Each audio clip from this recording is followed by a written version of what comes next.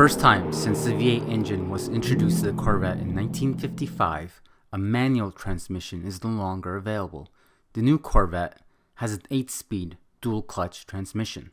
While some Corvette enthusiasts are not happy with GM's decision to not offer a manual, the argument for a dual-clutch transmission comes from one place: performance. The Corvette needed a dual-clutch transmission to compete with other world-class performance cars. This dual-clutch transmission is one of the reasons why the C8 is able to accelerate from 0 to 60 in under 3 seconds.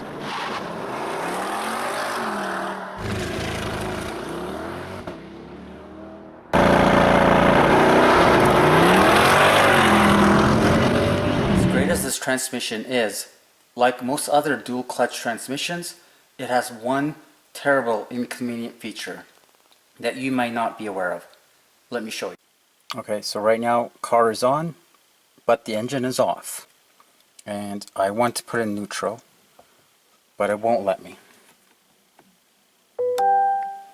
Conditions not correct for shift. So the feature that is common in dual clutch transmissions, and the thing I dislike the most about this car, is the fact you can't put the car in neutral with the engine off. You have to turn the engine on in order to put the car into neutral. It kind of defeats the purpose of having neutral, in my opinion. It's a safety issue. What if I run out of gas on the middle of the road? I can't pull my car over to the side of the road and get to a safe spot. What if I have a mechanical failure and there's no access for a tow truck? If I were to drag this vehicle, I could potentially damage the transmission, and GM won't cover under their warranty. I could see towing this car could be a major pain. For me, I miss having the ability to put my Vette in neutral without having to start it up. Because as you can see, I use part of my garage as a wood shop. And I don't want to start the car up early in the morning every time I want to push the car out on the driveway. There is a way to put this car into neutral without turning the engine on, and I'll show you.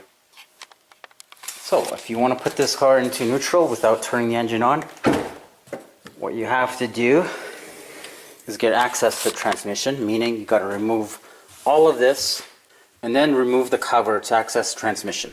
After you disassemble the trunk of your Vette, you will need this tool to manually shift the transmission to neutral. This tool has a built-in torque limiter to prevent damage to the parking prol.